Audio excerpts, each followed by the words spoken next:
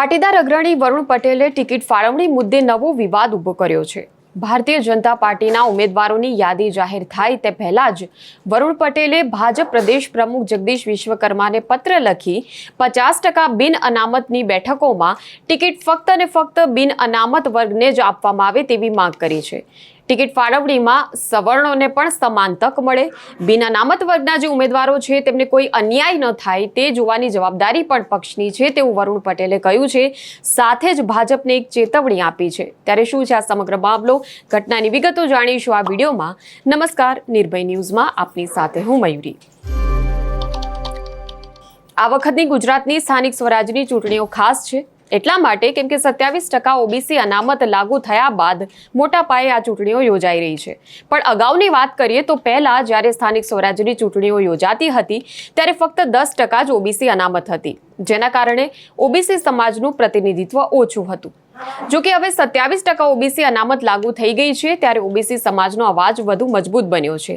આ સાથે જ અન્ય વર્ગો જેમ કે એસસી એસટી માટે પણ બેઠકો અનામત રાખવામાં આવી છે, જેથી કોઈ સમાજને અન્યાય ન થાય। જો કે પાટીદાર અગ્રણી વરુણ પટેલે એક મુદ્દે સરકારનું ધ્યાન દોરવાનો પ્રયાસ કર્યો છે। તેમણે બિન અનામત વર્ગો માટે મહત્વની રજૂઆતો કરી છે। તેમણે સ્પષ્ટ માંગણી કરી છે કે બિન અનામત વર્ગ માટે જે 50% બેઠકો છે તેમાં પણ સવર્ણ ઉમેદવારોને પ્રાથમિકતા મળવી જોઈએ, કેમ કે જો આ બેઠકો પર પણ અનામત વર્ગના ઉમેદવારોને ટિકિટ મળશે તો સમાજમાં એક અસમાનતા ઊભી થશે। બિન અનામત વર્ગના રાજકીય અસ્તિત્વને એક ફટકો પડશે। પાટીદાર અગ્રણી વરુણ પટેલના લખાણની વિગતો જોઈએ તો તેમણે પત્રમાં ભાજપના પ્રદેશ નેતૃત્વને એક ટકોર કરી છે અને કહ્યું છે કે બિન અનામત વર્ગ એ ભાજપનો આધાર સ્તંભ છે, કરોડરજ્જુ સમાન છે અને ટૂંકા ગાળાના રાજકીય ફાયદા માટે આ કરોડરજ્જુને નુકસાન પહોંચાડવું એ ભાજપને ભારે પડી શકે છે। ભૂતકાળમાં કોંગ્રેસે અપનાવેલી ખામ થિયરીનો પણ તેમણે ઉલ્લેખ કર્યો હતો અને કહ્યું હતું કે ખામ થિયરી બાદ કોંગ્રેસ જેવી હાલત ભાજપની ન થાય તે બાબતનું તેમણે ધ્યાન રાખવું પડશે। જે રીતે ભૂતકાળમાં કોંગ્રેસે જ્ઞાતિ આધારિત સમીકરણોમાં ભૂલ કરી હતી અને ત્યારબાદ જે કોંગ્રેસની હાલત થઈ છે તેવી હાલત ભાજપની ન થાય તેનો તેમને ભય છે।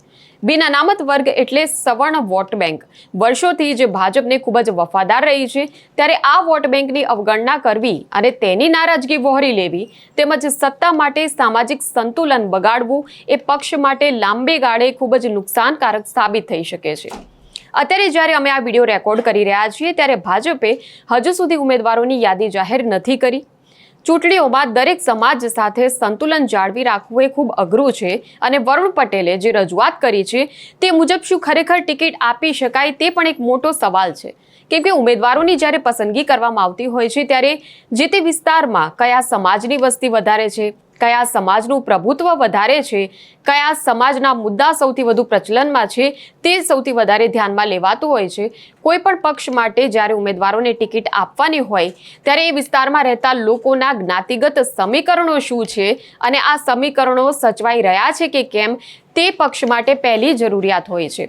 જો આ જ્ઞાતિના સમીકરણો સાચવવામાં થોડીક પણ ચૂક રહી જાય તો એ સમાજના રોષ અને નારાજગીનું મોટું પરિણામ ચૂંટણીઓમાં જોવા મળતું હોય છે।